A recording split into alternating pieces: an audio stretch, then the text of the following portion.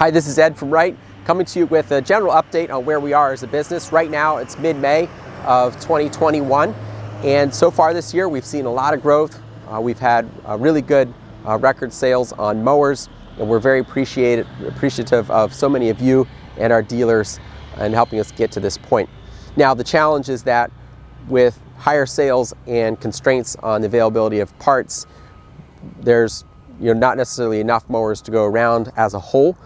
So there's a lot of mowers out there in our dealers on showroom floors, but when you go into your dealer, maybe there's a particular model that you would like to have and it's not there. And so that's the type of struggle that we're dealing with. And if you're in that situation, we know that it's hard. You've built your business around this equipment. You need to get the work done, and the equipment isn't there. And so we're appreciative of the patience that you have as we work through and try to catch up with the issues that were surrounding us today. So what's happened is about a year ago, a lot of things in the world shut down, pulled back, and right before then, the economy was really strong. And so there was already a lot of pull on the supply chain. A lot of producers were near their peak capacities. So when they pulled back, and then today, our economy is doing fairly well, and there's a lot of retail happening. So many of these supply chains now don't have the capacity to make up for that lost time. And so that's creating, when everybody's working at peaks, at their peak level, there's a lot of weakest links that are happening in the supply chain. And so for us, that's reversed the way we do business in a unique way I've never seen in all the years that we've been doing this, where we're building our product mix based on the parts that we have available rather than the orders that we have. And so it's the reality. When we're very constrained on parts, you build what you can. We're building at a pretty good rate, but every day changes. There's suppliers that have missed shipments, or there's some kind of delay that they have, and then that delay directly affects us because all the inventory that's normally out there has been shrunken and tightened up. One of the things that's good news, I might say, is that we've been working through a lot of these issues for maybe 9 months or so. And some of the items and some of the commodities have now come full circle where they've caught up and there's no issues. We also look forward and we see some other types of items or commodities that we believe to become new problems. And so we might be halfway through some of these issues today.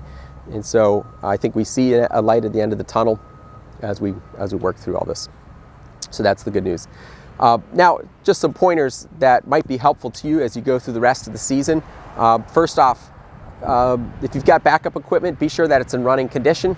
We could have situations where if you have a significant part of your machine go down, an engine, a transmission, something significant along those lines, it could be a while before that machine's able to be repaired and back up and running. And you may be leaning on your backup equipment to do that.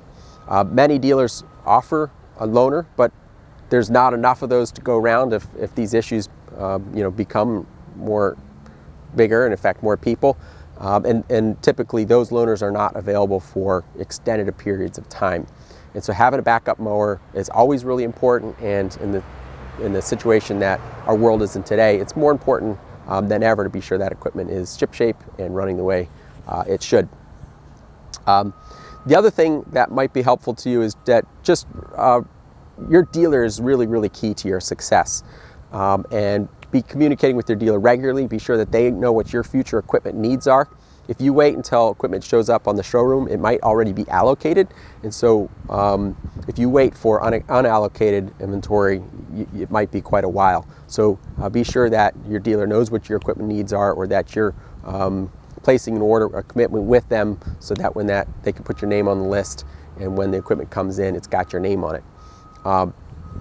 So keep that in mind. The other thing is that recently we had to reduce our discounts, with these different things that are going on with the cost of steel is about double where it used to be, and there's a lot of other commodities. I'm sure you've heard the different stories or seen in the news, things like wood is way up. So these have a big effect on our business.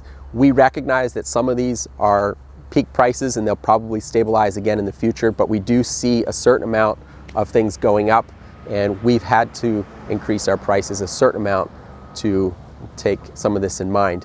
And that also comes after, we started seeing some of this these price increases affect us last fall. So recently we reduced our discount a little bit.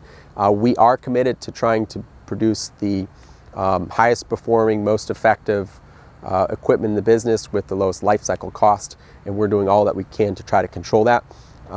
But where I'm getting to is saying that a lot of our industry, not just us, but many companies, we reprice our stuff in the summertime as we go into the stocking season and through fall and winter.